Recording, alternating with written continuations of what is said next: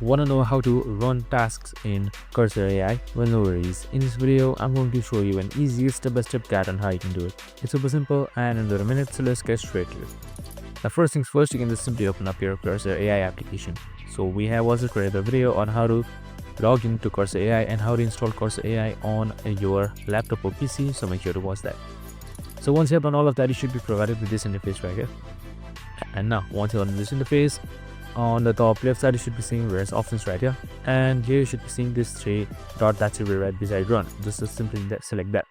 Now you should be given two options, terminal and help. Just simply select terminal right here.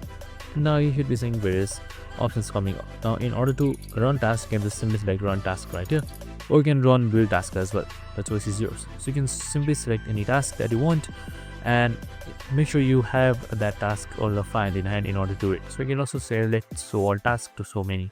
And that's it. I hope this video helped. If it did, make sure to like, subscribe and tune in with us for more of these videos. See you in the next one.